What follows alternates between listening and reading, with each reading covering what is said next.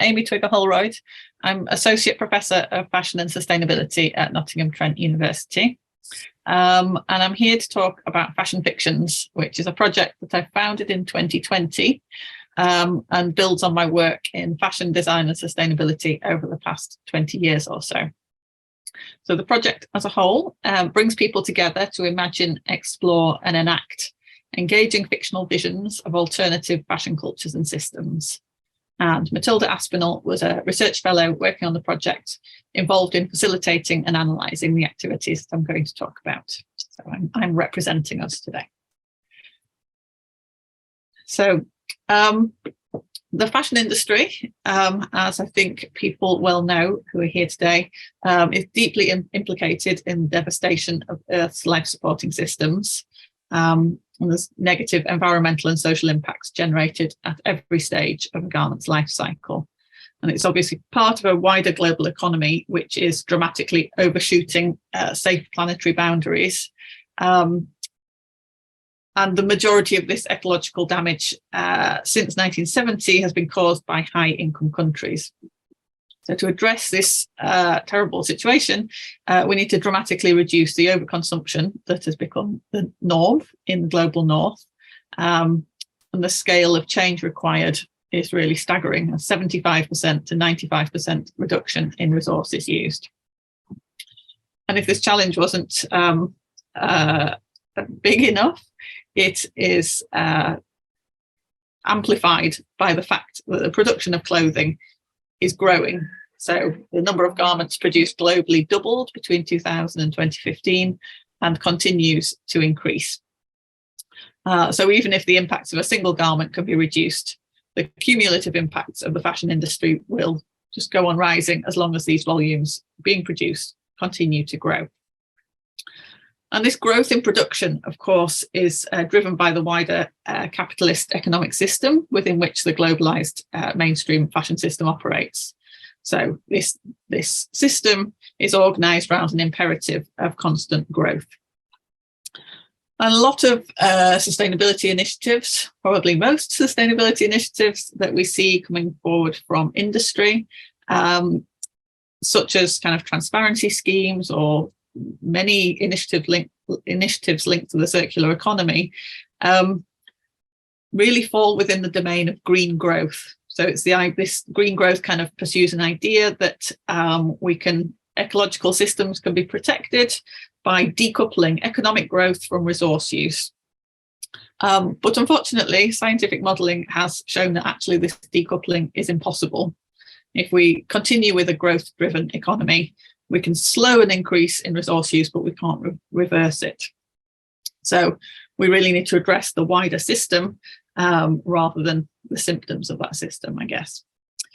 So an alternative approach is proposed by the academic and activist degrowth movement. And degrowth really identifies capitalism's ethos of growth and extraction as the root cause of unsustainability. And it envisions a managed transition to a post-growth economy. So an economy guided by an aim of meeting the fundamental human needs of people rather than a kind of focus on growth for its own sake. So to kind of think about a post-growth scenario in fashion is it's a paradigm shift. So it's really about looking beyond kind of isolated strategies to reimagine what we understand as the fashion system. So the Fashion Fictions project is kind of sitting in this space and aiming to influence and energise this emergent post-growth fashion movement by reshaping our understandings of the possibilities for sustainable fashion. And so it brings people together to generate, experience and reflect on what these visions could be. And I think underlying the project is a recognition that, as Eric Olin Wright says here, the limits of what is achievable depend in part on the beliefs people hold about what sorts of alternatives are viable. So, yeah, what is possible in the future really depends on kind of our sense of possibility and what is viable. So the focus of this project isn't at all about generating kind of readily realizable ideas for fashion business or practice, but rather the playful exploration of positive yet often implausible scenarios, and through this kind of playful process, broadening our collective vocabulary of ways that we might live with our clothes, and building a sense that very different systems could be possible.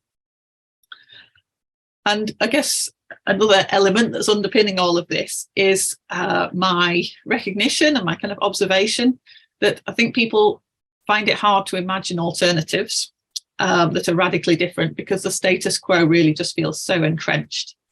So the project creates a safe space to explore what alternative fashion systems might look like, suspending the concern for how would it work, how would we get there, and to think through the possibilities critically and creatively. So in terms of the actual kind of process, participants are invited to ask what if questions that imagine contemporary realities in parallel worlds. So these are worlds to split off from our own at some point in history and taken a different path. And we encourage people to imagine positive and enticing worlds in terms of individual satisfaction, social justice and sustainability, and imagining worlds that are physically possible but push beyond what feels plausible to the person doing the speculating today. So this participatory process for collective speculation has a three-stage structure. So at stage one, we are writing really short, they're 100-word written outlines of fictional fashion cultures and systems. Then at stage two, we pick up some of these outlines and kind of flesh them out, deepen the sense of the world, and create visual and material prototypes to represent life in the fictional world. And then at stage three, we go on to create activities that give us the opportunity to kind of enact and experience them ourselves. So we really actually try out activities from the worlds. And so this whole process draws on ideas and practices from speculative design, from participatory speculative design, from design anthropology, experiential futures. There's a lot of kind of interrelated disciplines where people are exploring these kinds of things, not so much used in fashion, in my experience. And so today I want to focus on a particular idea that's kind of, I guess, a kind of conceptual idea that's underpinning this work of unmaking. So I came across a really great paper by Katarina Lindström and Åsa Ståhl, where they, in their design practice, think about using participatory speculative design as a way of unmaking taken for granted practices and imaginaries within design in order to kind of make space for alternative ways of thinking about things. And they, in turn, draw on a theorist, Giuseppe Fiola, who has written a lot about this idea of unmaking. So not specifically linked to design and certainly not to fashion, but very broadly and kind of conceptually thinking about the idea of unmaking as a diverse range of processes that can be activated in order to make space for radical alternatives. And this correlates strongly with the degrowth movement that I outlined earlier. So what I want to do today is to explore the concept of unmaking within the Fashion Fictions project. And I'm particularly focusing on some stage 2 workshops that I ran between November last year and March this year. So there were 4 workshops, each took 2 days. And I want to think about the prototyping activities that took place there and consider whether these making activities could be said to do some aspect of kind of unmaking about the real world. And I'm particularly interested in questions about kind of economic system that fashion sits within. That wasn't flagged up to participants as a particular theme. So I'm interested in sort of what they sort of organically came to in their discussions. So I'm trying to explore whether the generative creative activity at stage 2, which is creating a prototype, could it provide a platform for the participants to unmake the kind of embedded assumptions, particularly in terms of socioeconomic assumptions about the real world. So as I say, I'm analysing data generated from 4 two-day prototyping workshops. Each one involved up to 12 participants, and there was a range of people there. So there were some academics with expertise in fashion and sustainability, in fashion theory and fashion history. There were some professional fashion and textile practitioners. And very importantly, there were some people whose expertise in fashion comes from wearing clothes rather than any professional or academic interest. And in the way that I ran these workshops, I was drawing on previous experience in running participatory textile making activities. That's a methodological approach that I've explored before. So in each workshop, I'd selected a number of worlds written at the stage 1 phase and offered them as options to the participants, and they chose which they wanted to explore. And they were asked to first develop their understanding of their selected world through discussion, and then to plan and create a prototype to represent its fashion system. So essentially I asked them to imagine that they've travelled to this parallel world and either picked something up or taken a photograph to bring back to this world to show what life is like there. So that's what they were creating. In practical terms, I provided a selection of basic kind of making materials and equipment and digital facilities.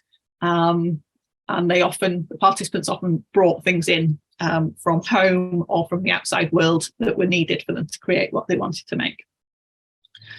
So using these materials, the participants create a great variety of prototypes. So there's just a few examples here, but there are dozens and dozens of them on the project website. Very, very varied visions of the things that they could create to represent life there. But here we have on the top right a kind of promotional fashion image from World 54, where all textile production has stopped. On the bottom right, we have a protest placard from a world where there's an argument over whether the commercial sale of clothing should be halted. And on the left is a textile baptism dictionary from World 45, where clothes and textiles are really seen as deeply spiritual materials. And the link between the textile, kind of the material, and the spiritual element is of great importance and captured in a kind of a evolving volume, this kind of family dictionary. And those things all make sense within the worlds that the participants have kind of built and developed a shared understanding of. So as they were making these prototypes over the 2 days, kind of planning and making them and then sharing them, I was gathering lots of data, so audio recordings and transcripts, notes from small group activity, notes that the participants made, the prototypes themselves, lots of photographs, and that's the data that I've drawn on in my analysis. So I'm going to first now describe the making activities that go on at these workshops in a bit more detail. And then I'm going to think about the unmaking that I found happening alongside the generative activity. So the first kind of making that happens at the workshop is world building. So participants are asked to flesh out their understanding of their chosen world. So they've got some information in the original text, the 100-word fiction, but that only gives them, it's only a seed really. So the group are talking and kind of building up a shared understanding of their interpretation of this world. And notes from this kind of stage of the workshop show frequent questioning. So the participants are tentatively kind of proposing possible interpretations and probing them together. and developing a shared, though often resolved, often unresolved kind of understanding of the fashion system in their fictional world. And when they're doing this, kind of building this understanding, they're often consciously discussing how close or how far the world feels in relation to real life and how far they want it to be. And so in doing that, they're sometimes thinking about kind of common clothing practices, if and how clothing is bought and sold. And there's a sort of implicit consideration of the economic system. But those factors tend to be highlighted more explicitly when some work in progress is shared with the wider group, either as they present it or often through questions from other participants. Then after the world building stage, the participants move into the prototyping activity. So they're planning and creating this image or object to represent life in this fictional world. And at this stage, they're really focusing on the details of the thing that they're making. They sort of, the debates about the world sort of are set aside in some way. They're really focusing on the thing that they're making. But another kind of making that I noticed kind of really on reflection on the workshops, I realized was happening, was sort of miniature acts of embodied performance. So they're sort of making experiences of the fictional world. So sometimes these performances are very obvious. So as when a participant acts as a model for the photographic image I showed you earlier. But less noticeable, but equally significant, are many acts of kind of holding items to the body, quietly trying things on, or handcrafting items that would be handcrafted in the fictional world. So they're sort of enacting speculative practices, and that's another kind of making. So there's these multiple forms of making going on at this workshop. It's very generative. And what I was looking for when I was kind of looking back through the data was, I guess, so this is moving on to the unmaking element. I'm kind of trying to see, were the participants kind of questioning and doing some kind of unmaking of real world norms? And I think they are in different ways. So certainly multiple participants themselves noted that the workshop activities were prompting them to reflect on the real world. So as Leah says here, it's kind of making a story real, and that makes you reflect back on where we are now. Another participant, Maz, noted that this reflection extended beyond fashion into philosophy and economics.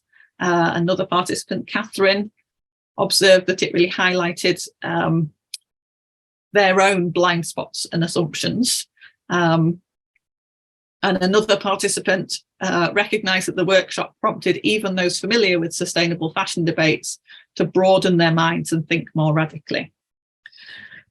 And these kind of reflective thoughts were particularly prevalent in the final part of the workshop when I invited them to think about the experience they'd had together. And they really were highlighting various taken for granted aspects of the real world fashion system. So Julie here saying all of the world's made us realise how easy it is in our world to just buy stuff and not really think about it.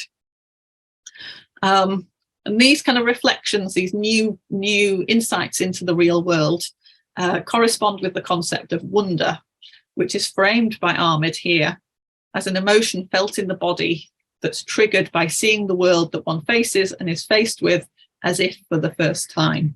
And this idea of wonder I'm finding very useful to work with. So for some people, this reflection, this sense of wonder extended to really kind of active questioning.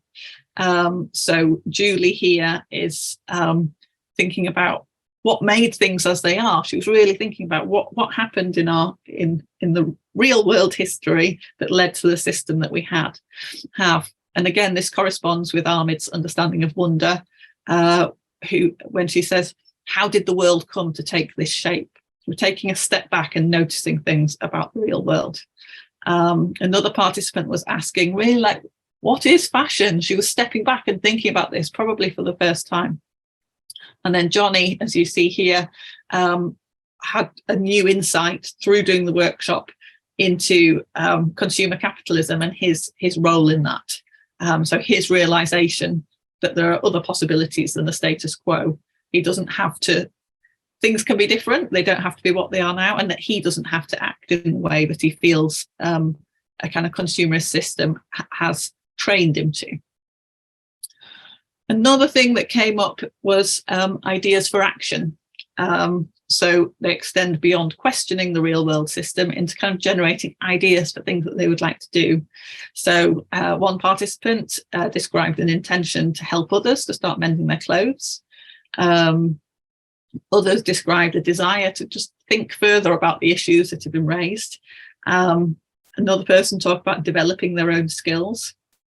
Sometimes, I haven't captured them here, but sometimes the ideas were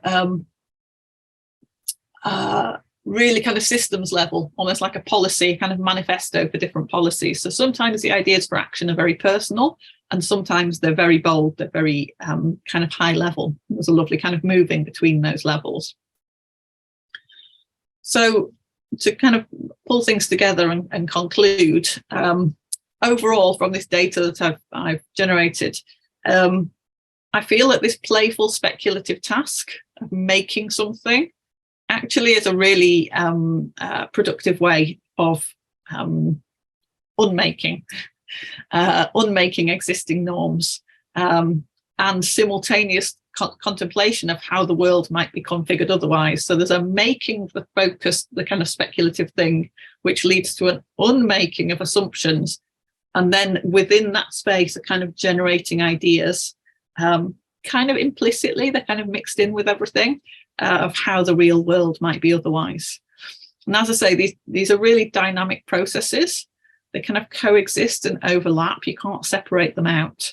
So conversation about fictional worlds kind of intermingles with discussion of experiences in the real world. They're fragmented, they're unresolved. They're all kind of sitting on top of each other.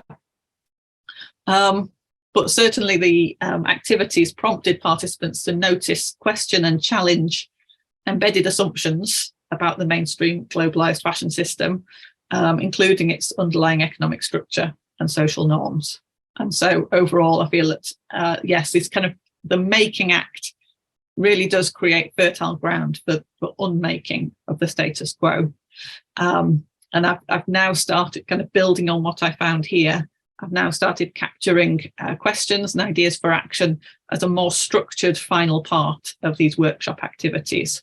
And the feedback I've had from people is that it kind of helps them to make sense of this speculative activity and the transition back to the real world, and a kind of support for the thinking about what they might take from this very playful kind of imaginative space back into the real world with all of the problems and possibilities that offers. So if you'd like to find out more about the project, please visit the website. Always interested to hear from people who want to run their own activities. It's very much intended as a kind of network where there's projects happening in lots of universities around the world, and we're starting to encourage people to run their own projects outside of university settings as well. So yes, we're always happy to hear from anyone who would like to join us in exploring alternative worlds and imagining how fashion might be otherwise. Thank you.